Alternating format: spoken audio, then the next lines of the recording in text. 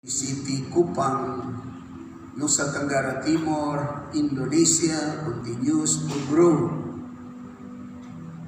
Thank you because still Sunday morning service you still join us. God bless you.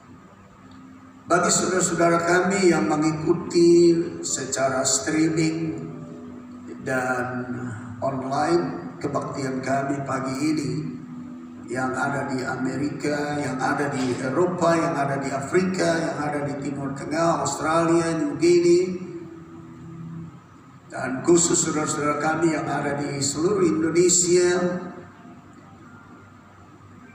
Kiranya kebaktian kami menjadi berkat dan pemberitaan firman Tuhan pagi ini menjadi berkat. Nah, Bapak Ibu, saudara-saudara yang saya kasih dalam Tuhan Yesus Kristus, kita berdoa supaya kebaktian kita yang diikuti di seluruh Indonesia, di seluruh dunia, dan khusus bagi mereka yang masih tahan diri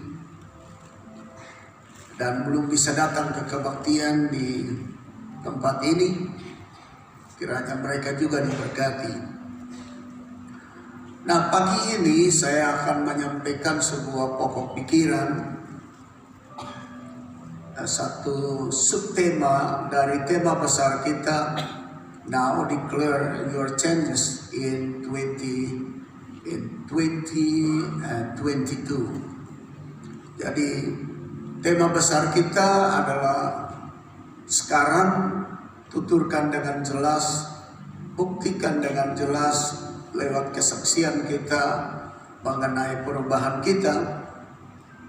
Nah, subtema kita pada pagi hari ini, why disciples are scared and lock all the doors. Mengapa murid-murid ketakutan dan mengunci semua pintu?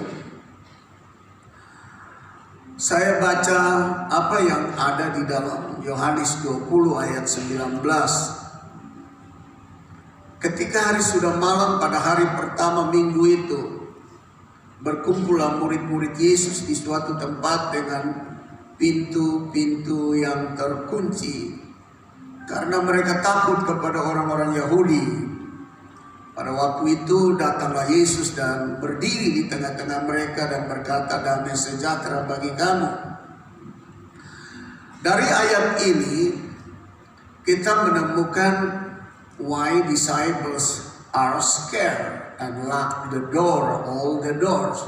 Mengapa sampai murid-murid menjadi takut? Ketakutan itu membuat mereka menutup diri.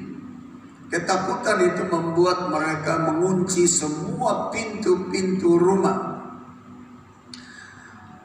Ketakutan selalu membuat orang tidak dapat melihat sesuatu yang terjadi di luar sana.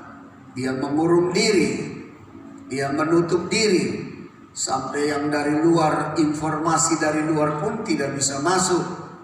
Bahkan keadaan mereka pun tidak bisa diketahui oleh orang. Nah, sebenarnya apa yang terjadi sehingga murid-murid ada dalam kondisi seperti ini? Padahal perempuan-perempuan yang kembali dari kubur sudah pulang dan memberitakan kepada mereka sudah kembali dari kubur dan memberitakan kepada mereka bahwa Yesus bangkit, Yesus hidup, dan menyuruh mereka pergi ke Galilea bertemu dengan Dia.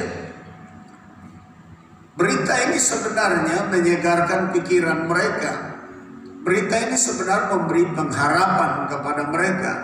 Berita ini sebenarnya memberikan cahaya yang besar bagi mereka untuk melihat betapa kemenangan terang yang dahsyat itu atas kegelapan.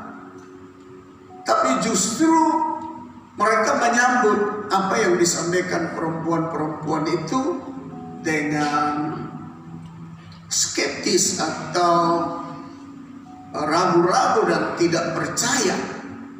Itu yang membuat mereka menjadi ketakutan. Selain daripada itu, memang prajurit-prajurit sudah disewa untuk memberitahukan bahwa Yesus tidak bangkit. Prajurit-prajurit sudah terima uang suap, uang sogok untuk mengatakan bahwa Yesus tidak bangkit. Lebih daripada itu, orang-orang Yahudi juga bersama prajurit-prajurit sepakat sehati untuk siapa yang mengatakan Yesus bangkit, Yesus hidup, mereka menjadi orang-orang yang harus diborgol, diikat, dipenjarakan, bahkan dibunuh. Nah, memang Tuhan sudah katakan kepada mereka bahwa hendaklah kamu takut kepada Dia yang dapat membunuh tubuh dan jiwa. Jangan takut kepada mereka yang hanya sekedar membunuh tubuh tapi tidak membunuh jiwa. Tidak bisa mematikan kamu sempurna. Takutlah kepada Dia, Tuhan, yang setelah membunuh tubuh, membunuh jiwa. Namun kebenaran firman Tuhan ini tidak masuk di dalam hati para murid. Mereka menutup pintu, mereka menguncinya, mereka tidak ingin seorang pun masuk, mereka tidak ingin juga satu berita baru masuk. Mereka ada dalam keadaan yang tertutup. Nah, Bapak Ibu saudara-saudara yang saya kasih dalam Tuhan Yesus Kristus, sebenarnya ada dua bentuk rasa takut. Satu rasa takut yang positif dan satu rasa takut yang negatif. There are two form of fears. One is positive form and number two form negative form. Jadi mari kita lihat yang positif dulu ya. Ada takut yang positif. Mazmur 111 ayat 10 mengatakan permulaan hikmat adalah takut akan Tuhan. Semua orang yang melakukannya berakal budi. Yang baik, puji-pujian kepadanya tetap untuk selama-lamanya.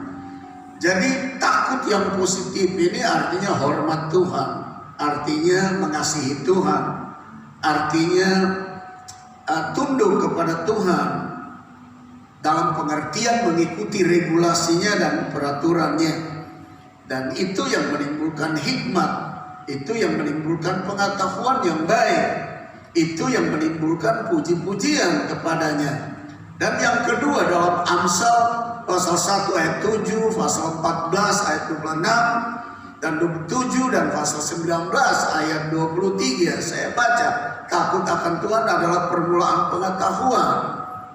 Tetapi orang bodoh menghina hikmat dan didikan.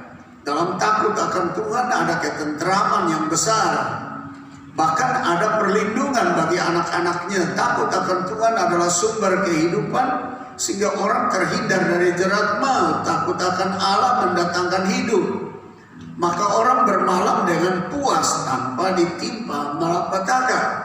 Ini takut yang positif dalam pengertian ikut suara Tuhan, ikut aturan Tuhan, hormat Tuhan, percaya kepada firman-Nya, melakukan firman-Nya. Begitu banyak ayat firman Tuhan yang bicara tentang takut yang positif. The positive form, fear to God. Jadi bentuk takut akan Tuhan yaitu takut akan Allah dalam pengertian follow His regulation, submit to His commandment. Ikut akan aturannya dan tunduk kepada perintah-perintahnya. Maka akan mendatangkan berkat, akan mendatangkan sukacita, akan mendatangkan tidak mengurung diri, akan mendatangkan damai sejahtera, akan mendatangkan hidup. Tidak ada ketakutan yang dilakukan seperti yang dilakukan oleh murid-murid. Nah, saya lanjut. Negatif, takut dalam bentuk negatif itu disebut roh ketakutan. Nah, saya mau supaya mulai kita membedakannya, sebab orang berpikir bahwa takut Tuhan nanti bisa sama seperti yang dilakukan oleh murid-murid. Murid-murid itu bukan takut Tuhan. Murid-murid itu takut karena ada dua hal yang menarik yang perlu direnungkan. Pertama, mereka tidak percaya berita yang disampaikan oleh perempuan-perempuan yang adalah suara Allah, suara Tuhan. Yang berikut, mereka takut kepada prajurit dan orang Yahudi yang bisa membunuh tubuh saja.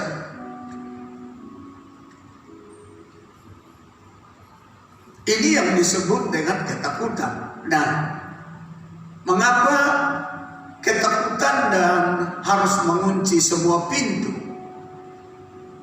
Why fear and lock all the doors? Mari kita baca Lukas pasal 24. Untuk kita tahu alur cerita. Mereka mendapati, maksudnya ini perempuan-perempuan yang pergi ke kubur ya. Mereka mendapati batu sudah terguling dari kubur itu, dan setelah masuk mereka tidak menemukan mayat Tuhan Yesus. Sementara mereka berdiri termangu-mangu karena hal itu, tiba-tiba ada dua orang berdiri dekat mereka memakai pakaian yang berkilau-kilauan. Mereka sangat ketakutan dan menundukkan kepala, tetapi kedua orang itu berkata kepada mereka, "Mengapa kamu mencari Dia yang hidup di antara orang mati? Ia tidak ada di sini, Ia telah bangkit. Ingatlah apa yang dikatakannya kepada kamu ketika Ia masih di Galilea, yaitu bahwa Anak Manusia harus diserahkan ke tangan orang-orang berdosa dan disalibkan, dan akan bangkit pada hari yang ketiga." Maka teringatlah mereka akan perkataan Yesus itu, dan setelah mereka kembali dari kubur, mereka menceritakan semuanya itu kepada ke-11 murid dan kepada semua saudara yang lain. Perempuan-perempuan itu ialah Maria dari Magdala dan Yohana dan Maria ibu Yakobus dan perempuan-perempuan lain juga yang bersama-sama dengan mereka. Bersama-sama dengan mereka memberitahukannya kepada rasul-rasul. Tetapi bagi mereka perkataan-perkataan itu seakan-akan omong kosong, dan mereka tidak percaya kepada perempuan-perempuan itu. Ini masalahnya di situ. Ayat 11. Kenapa sampai mereka takut? Lalu mereka kunci pintu semua.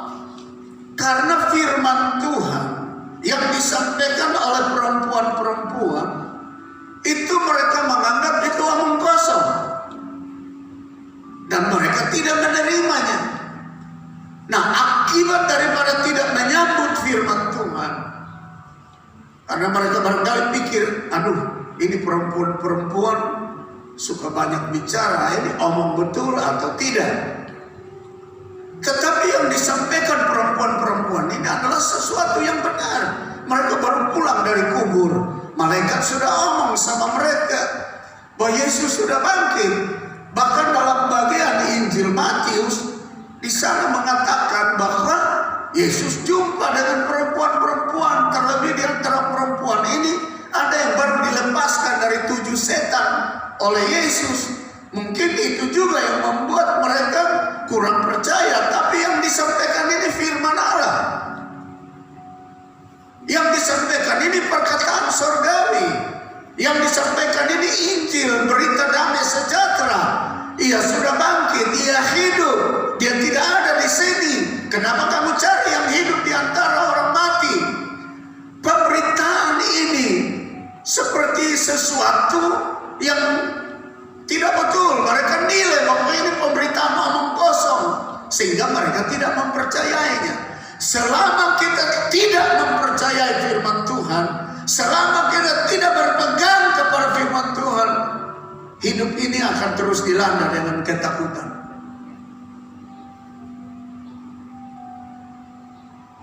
Mau kerja ini ketakutan, menghadapi pergumulan hidup ketakutan, menghadapi anak-anak yang kita berpikir tentang masa depan mereka ketakutan. Kita mau mengadakan perjalanan ketakutan. Ketika didera sedikit sakit, ketakutan. Kenapa itu muncul? Kepala bagian kanan sakit, sudah ketakutan. Ini tidak lama stroke, jangan sampai. Ketakutan. Kaki mulai kram sedikit, ketakutan, jangan sampai ini sudah terjadi sesuatu yang buruk bagi hidup saya. Sampai mimpi-mimpi pun membuat kita ketakutan. Orang bercerita tentang satu kejadian di kampung lain, di kota lain, kita juga ketakutan. Nah, ketakutan ini adalah bentuk negatif. Ini bukan ketakutan karena takut Tuhan. Ini ketakutan karena tidak terima firman Allah. Tidak mau menyambut sabda Tuhan. Tidak mau menyambut perkataan hamba-hambanya, perempuan-perempuan, walaupun mereka itu latar belakangnya terlepas dari 7 setan, latar belakangnya perempuan sundal, latar belakangnya perempuan pelacur, latar belakangnya orang yang tidak dikenal, latar belakangnya orang kampung, orang tak berpendidikan, orang-orang yang tidak ada harapan. Meskipun ada di antara perempuan itu pekerjaannya bendahara dan lain-lain, pegawai yang punya jabatan cukup baik, tapi memang pada umumnya ketika firman Allah disampaikan, lalu orang mengingat latar belakang daripada orang itu tanpa melihat pembaharuan yang sudah terjadi buat orang itu, barangkali orang tidak mau menyambutnya. Saya baca sekali lagi, tetapi bagi mereka perkataan-perkataan perempuan itu seakan-akan omong kosong, dan mereka tidak percaya kepada perempuan-perempuan itu. Nah, ketakutan yang menimpa murid-murid, 11 murid itu, dan mungkin ada yang rombongan 70, karena Yesus punya rombongan murid 70 orang juga yang masih sisa, mungkin kumpul sama-sama dengan mereka tidak percaya.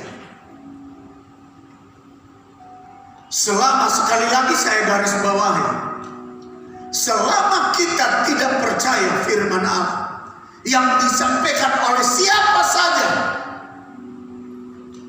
entah dia pendeta besar, entah dia pendeta dari kampung, entah dia punya latar belakang dulu kita tahu tidak benar, tapi sekarang dia sudah berubah, siapa saja yang memberitakan firman Tuhan, selama dia menyampaikannya dan kita tidak percaya, percayalah saudara dan saya akan dilanda dengan ketakutan menghadapi hidup ini, menghadapi hari esok, menghadapi sakit penyakit, menghadapi ekonomi yang buruk, menghadapi pekerjaan yang sulit dan rumit.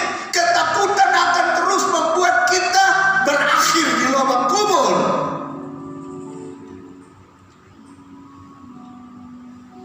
Bapak Ibu bisa bayangkan, takut yang positif mendatangkan hidup. Takut yang positif yaitu turut firman Allah, percaya firman Allah, mendatangkan hikmat, pengetahuan, akal budi, keberanian, damai sejahtera. Tapi takut model murid 11 orang ini bukan takut taat firman Tuhan. Ini ketakutan namanya, ini negatif. Karena menolak pemberitaan firman Allah, karena menolak sabda Allah, karena menolak berita surgawi yang mereka sampaikan kepada mereka bahwa He is live, He is risen, Dia sudah bangkit, Dia sudah hidup.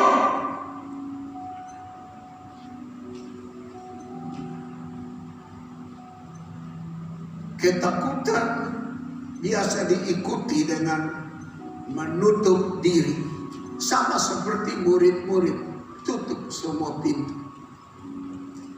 Tujuan tutup pintu apa? Supaya tidak ada kontribusi nasihat dari luar, supaya tidak ada intervensi dari luar, supaya tidak ada sesuatu yang dari luar dapat masuk. Bahkan mereka yang di dalam pun tidak bisa keluar.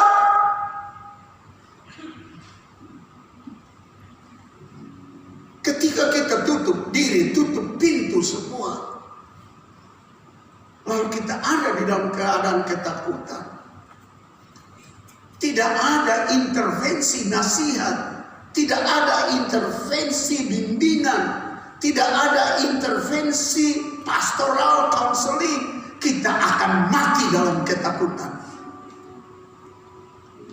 Semua pintu ditutup, pintu hati kita semua tertutup. Kita tidak berani mendapatkan masukan yang baik dari luar lagi karena kita sudah tutup sebab ketakutan. Upaya daripada murid-murid menghambat semua berita dari luar. Sebab mereka berpikir, kalau ada berita datang lagi tambah takut, ada berita datang lagi tambah takut. Mereka lupa kalau Tuhan Yesus hidup, kalau Tuhan Yesus adalah Allah, kalau Tuhan Yesus sudah bangkit, kalau Tuhan Yesus itu adalah penguasa langit dan bumi menurut Matius pasal yang ke-28 ayat yang ke-18. Yesus berkata, kuasa di langit, di sorga dan di bumi sudah ada dalam tanganku. Mereka pikir kalau mereka tutup semua pintu, tidak ada yang bisa intervensi masuk, tidak ada yang bisa masuk ke dalamnya, tidak ada yang bisa ketemu mereka, mereka juga tidak bisa ketemu siapa-siapa. Dan orang-orang semacam ini ketika tidak ada tuntunan, tidak ada satu bimbingan, tidak ada satu petunjuk, tidak ada satu masukan yang positif, mereka akan mati seperti katak di bawah tempurung.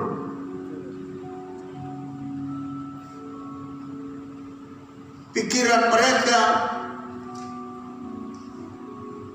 sepertinya juga sudah ditutup, seperti pintu yang ditutup, sehingga mereka tidak tahu bahwa Tuhan berdaulat, Tuhan berkuasa. Mereka lupa Tuhan berkuasa. Dan tadi kita baca, di saat pintu-pintu terkunci, justru Yesus masuk.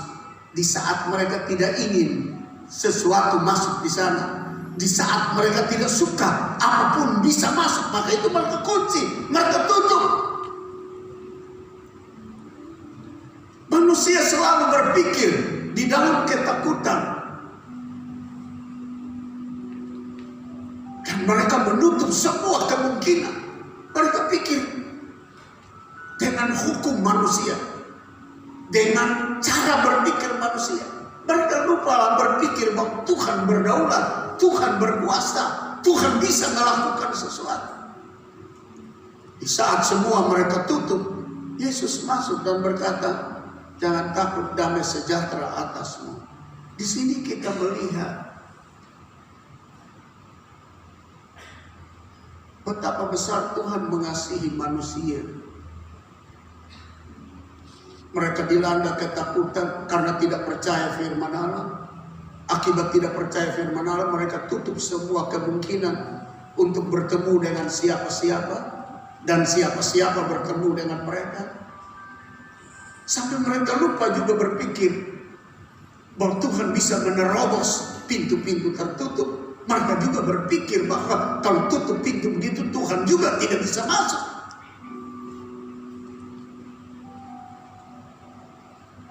Tapi itu yang dikatakan oleh Yesaya 55, jalanmu bukan jalanku, pikiranmu bukan pikiranku. Bedanya seperti langit dengan bumi, timur dengan barat, utara dengan selatan. Demikian beda cara berpikirmu dengan cara berpikir Tuhan. Nah, kenapa terjadi cara berpikir yang bertentangan dengan Tuhan? Karena tidak mau terima suara Tuhan, karena tidak mau terima firman Allah, karena tidak mau terima bahwa Yesus hidup, Yesus Tuhan, tidak mau terima, tidak mau sambut perkataan perempuan-perempuan sebagai, saya mau katakan sebagai penginjil yang pulang dari kubur, sebagai pengkhotbah yang pulang dari kubur, sebagai pemberita Injil yang pulang dari kubur, sebagai pemberita damai sejahtera yang pulang dari kubur. Kasih tahu mereka Yesus hidup. Mereka tidak percaya. Mereka menganggap itu omong kosong. Mereka tidak meyakini apa yang disampaikan. Saya mau ajak kita semua, siapapun juga, orang seperti apapun juga, kalau dia bicara firman Tuhan, lebih baik terima, lebih baik sabar. memberitakan yang aneh-aneh, Anda tidak perlu sambut. Tapi kalau dia memberitakan firman Tuhan secara benar dan tidak menyangkal tentang kebangkitan Yesus, tidak menyangkal bahwa Yesus Tuhan dan dia hidup, tidak menyangkal bahwa itu adalah kebenaran, Anda perlu sambut, kita perlu sambut.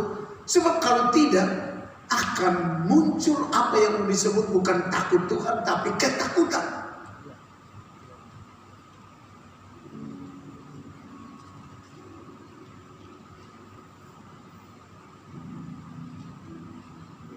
Ketakutan muncul karena apa yang saya tadi jelaskan, yaitu ketidakpercayaan akan perkataan Tuhan.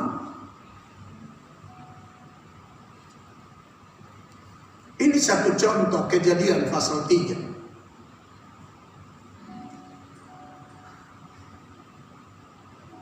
Saya baca, ketika mereka mendengar bunyi langkah Tuhan Allah, ini waktu Adam dan Hawa sudah tidak percaya firman Tuhan. Tuhan bilang semua buah pohon boleh makan, tapi yang di tengah-tengah itu pohon pengetahuan akan hal baik dan jahat itu jangan kamu makan. Di situ juga ada pohon kehidupan. Jadi ada pohon kehidupan, ada pohon pengetahuan hal baik dan jahat, di situ jangan kamu makan. Ini firman Tuhan. Tapi mereka tidak percaya, mereka tidak mentaati, mereka tidak menyambutnya. Dan ini yang terjadi ketika mereka mendengar bunyi langkah Tuhan Allah yang berjalan-jalan dalam taman itu. Pada waktu hari sejuk bersembunyilah manusia dan istrinya itu terhadap Tuhan Allah di antara pohon-pohon dalam taman. Tetapi Tuhan Allah memanggil manusia itu dan berfirman kepadanya, "Di manakah engkau?" Ia menjawab, "Ketika aku mendengar bahwa engkau ada dalam taman ini, aku menjadi takut karena aku telanjang, sebab itu aku bersembunyi." Kita semua tahu alur cerita. Kenapa takut? Kenapa ada ketakutan? Sebab memang tidak terima firman Allah. Sebab tidak taat kepada firman Allah. Bayangkan, ini firman Allah yang Allah langsung ngomong, tapi tidak diterima, tidak taat, dan muncul ketakutan. Bukan saja itu, tapi kalau sudah tidak terima firman Allah, bukan saja lahir ketakutan menurut Kejadian pasal 3, mempermalukan diri. Di mana letak mempermalukan diri? Telanjang. Kalau seorang jalan telanjang, itu kan mempermalukan diri. Kalau seorang telanjang, itu bikin harga dirinya turun.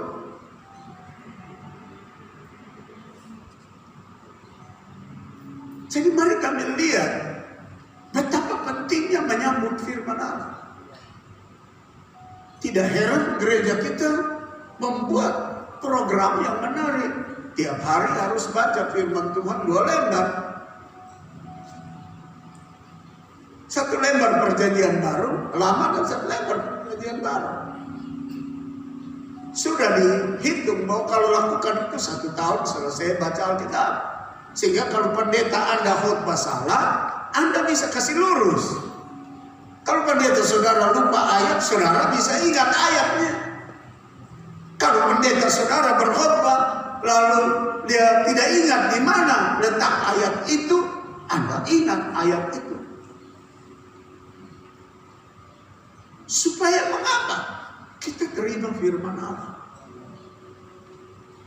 Sebab bagian yang kedua ini, ketika tidak taat dan terima firman Allah, takut diikuti dengan telanjang, mempermalukan diri. Saya kasih contoh pragmatis.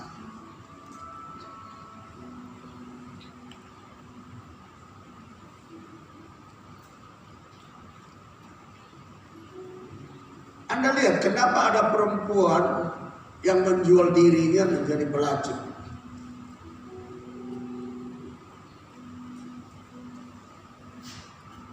lebih banyak didapatkan karena takut kehidupan ekonominya hancur.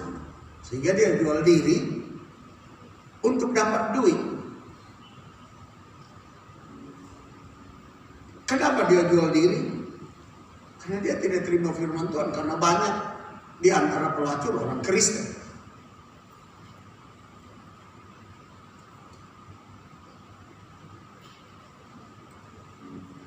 Dengan menjual diri itu, kan pasti orang lihat. Kehidupannya mempermalukan, kan? Mempermalukan keluarga. Kalau dia ada suami lagi, wah mempermalukan suami.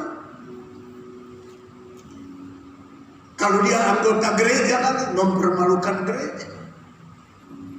Jadi kalau firman Allah sudah tidak dipercayai, tidak dipegang, bahwa Tuhan beri kita kesempatan hidup. Tuhan berkata, lihat itu burung pipit, tidak menabur tapi dia makan tepat pada waktunya. Masa engkau lebih berharga daripada burung pipit? Kenapa engkau tidak percaya firman Allah dan engkau menjual dirimu? Kita lihat lagi orang Kristen, di kantong Kristen ini korupsi. Sebenarnya apa yang dia lakukan ini adalah sesuatu yang didapatkan. Oh, dia tidak terima firman Tuhan, dia tidak taat firman Tuhan. Kalau dia taat firman Tuhan, dia tidak lakukan itu. Karena dia tidak taat firman Tuhan, dia mempermalukan dirinya. Kan sangat malu, saudara. Kalau saudara suami yang korupsi, saudara diborgol, dikasih pakaian kuning, lalu dikasih tunjuk di televisi, di media sosial. Ini menelanjangi diri, mempermalukan keluarga, mempermalukan semua. Apalagi kalau saudara datang di gereja lalu duduk paling di depan, lalu nyumbangnya paling besar dari uang korupsi. Aduh, bikin malunya luar biasa. Akibat daripada tidak taat firman Allah, tidak ikut firman Allah. Jangan ambil yang bukan hakmu.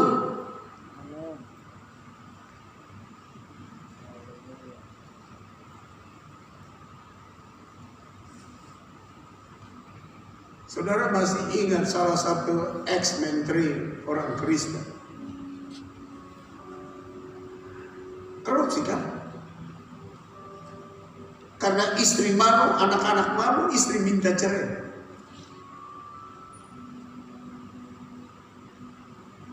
Ini karena tidak terima firman Allah, tidak sambut firman Allah, mengurung diri di dalam perbuatan kotor. Kejadian pasal 3 bilang, akibatnya menelanjangi diri, mempermalukan keluarga.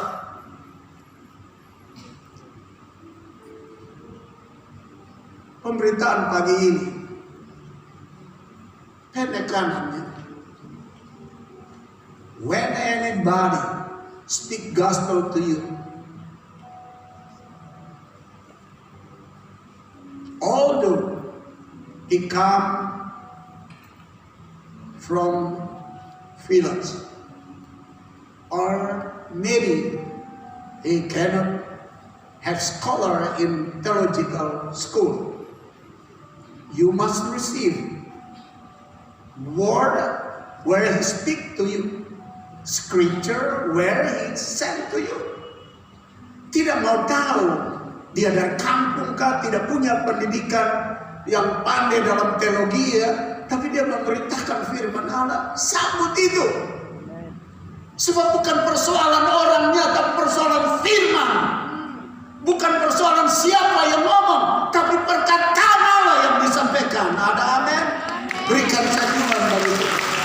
Supaya kita jangan sampai ketakutan mengurung diri, lalu akhirnya mempermalukan diri.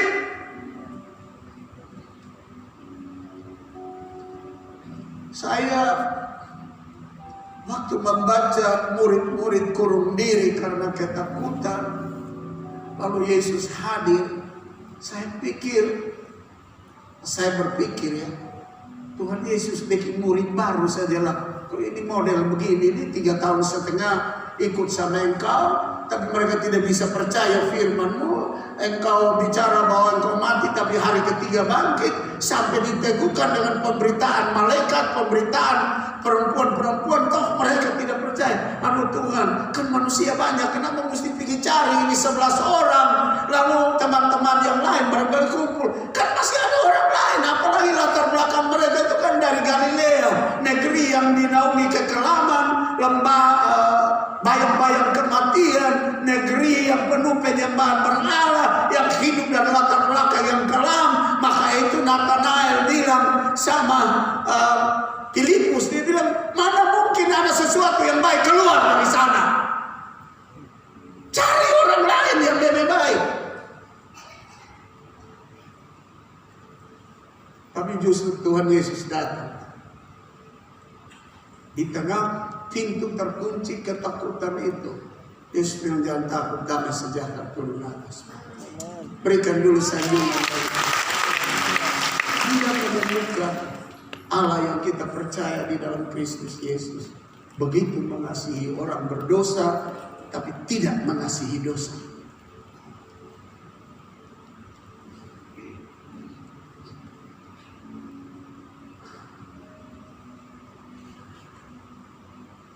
Ketakutan muncul karena ketidakpercayaan akan perkataan Tuhan.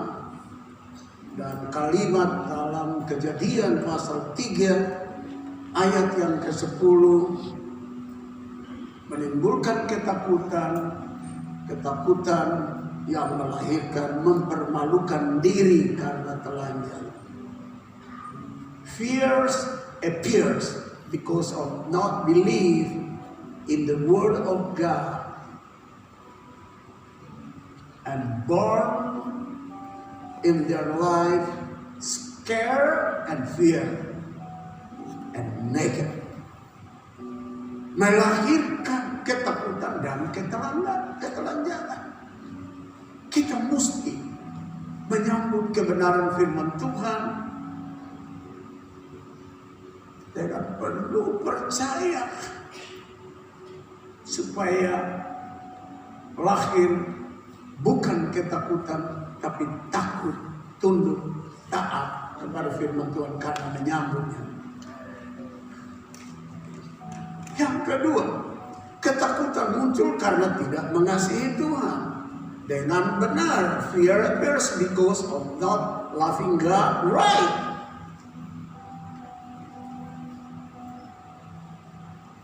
Kenapa mereka tidak terima firman Tuhan? Tidak percaya. Karena mereka tidak mengasihi Tuhan. Kalau mereka mengasihi Tuhan, mereka iya, dia bilang bahwa dia bangkit. Iya, kami percaya karena dia bikin mujizat, tanda, heran. Dia panggil kami dari latar belakang berdosa. Sudah tebus kami. Iya, kami percaya. Kami mengasihi dia. Tapi waktu murid dan perempuan-perempuan kasih tahu, mereka bilang omong kosong. Berarti mereka tidak mengasihi. Mereka tidak percaya, berarti mereka tidak mengasihi. Pertama Yohanes 4 ayat 18, di dalam kasih tidak ada ketakutan. Karena mereka mengasihi Tuhan, mereka tidak ada ketakutan.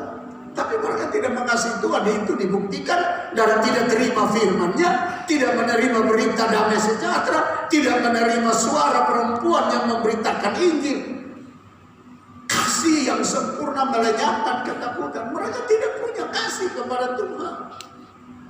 Sebab ketakutan mengandung hukuman. Hukumannya apa?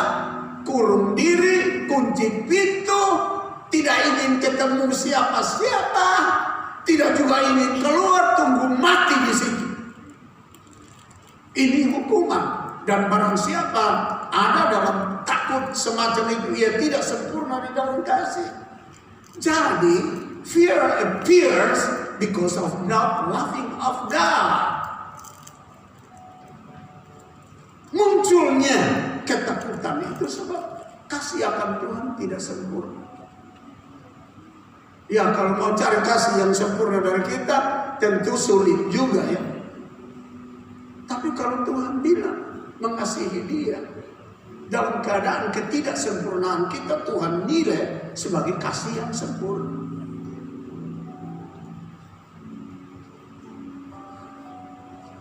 Padahal dari awal Tuhan tidak tidak memberikan kita roh ketakutan. Even from the beginning, God don't give us a spirit of fear. Dari awal Tuhan tidak berikan kita roh ketakutan. Seperti yang ditulis dalam 2 Timotius 1 ayat 7, sebab Allah memberikan kepada kita bukan roh ketakutan. Tapi kenapa roh ketakutan itu muncul di tengah-tengah murid-murid dan di hidup murid-murid? Karena memang tidak terima firman Allah, karena memang tidak mengasihi Tuhan. Tentu saudara berkata, Pak Pendeta, kasih coba contoh lain mereka tidak mengasihi. Iya, buktinya waktu di Getsemani semua lari, bukan? Padahal sebelumnya kan mereka ngomong bahwa kami setia sampai mati. Petrus sebagai pemimpin, orator yang bicara panjang lebar, lalu murid-murid semua bilang, ya kami juga seperti Petrus ngomong mau setia sampai mati. Di taman Getsemani mereka lari. Waktu Yesus pergi doa saja, mereka tidurnya nyangka. Kalau mereka mengasihi, mereka ikut doa toh. Mereka tidur lelap. Sampai Tuhan Yesus datang bilang, 1 jam saja berdoa dengan saya tidak bisa kah? 1 jam. Lalu Yesus pergi, datang lagi, mereka ngorok. Kalau dalam bahasa Inggris terjemahan yang lain, when Jesus returned to them, they sleep and snore. Sudah tahu, waktu Yesus kembali ketemu mereka, mereka tidur dan ngorok. Tidak mengasihi. Nah, di sini letaknya mereka tidak mengasihi. Itu sebabnya muncul ketakutan. Padahal dari awal Tuhan sudah ngomong, sebab Allah memberikan kepada kita bukan roh ketakutan, melainkan roh yang membangkitkan kekuatan, kasih dan ketertiban. Kamu terima firman Allah, terima rohnya, tidak ada ketakutan. For God has not given us a spirit of fear, but of power and love and of sound mind. Kasih dan ketertiban. Kekuatan itu dibangkitkan dalam kita. Sehingga tidak perlu tutup diri, tutup pintu. Tidak perlu menghalangi berita yang dari luar masuk. Dan juga tidak perlu ada orang tahu kami ada di dalam sini. Dan tidak perlu juga kami keluar ke sana. Biar kami tinggal di sini dan mati dalam ketakutan.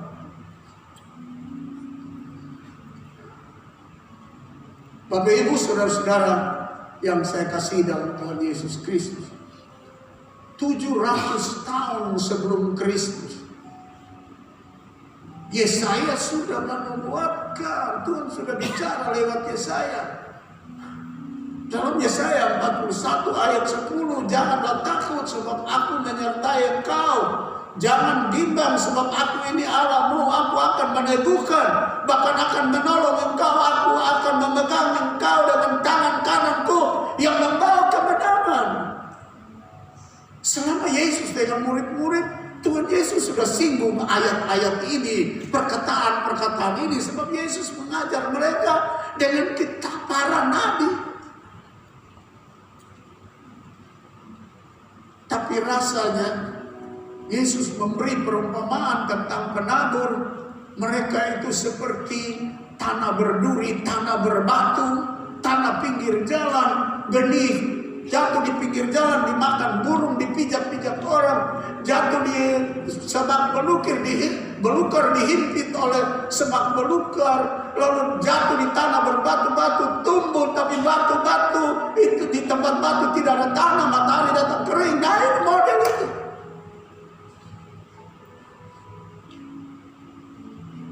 Akhirnya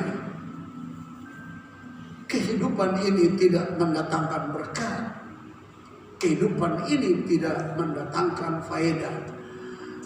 Matius 10 ayat 31, sebab itu janganlah kamu takut, karena kamu lebih berharga daripada banyak burung pipit. Kalau burung pipit pelihara, kenapa murid-murid lupa bahwa mereka ciptaan yang mulia, murid Tuhan, 3,5 tahun jalan sama Tuhan. Mereka begitu berharga. Lebih berharga dari burung pipit. Kalau Tuhan tidak kehendaki, seekor pun daripada burung yang kecil itu tidak jatuh ke tanah. Kalau Tuhan tidak kehendaki, sehelai rambutmu di kepala tidak akan gugur tanpa kehendak Tuhan. Tapi kenapa muncul ketakutan? Sekali lagi, karena firman Allah tidak mau diterima, tidak mau diikuti, tidak mau ditaati. Mari kita bangkit berdiri. Kita menjadi orang yang mau sambut firman Allah dan mentaati firman Allah. Mari kami angkat itu nyanyian firman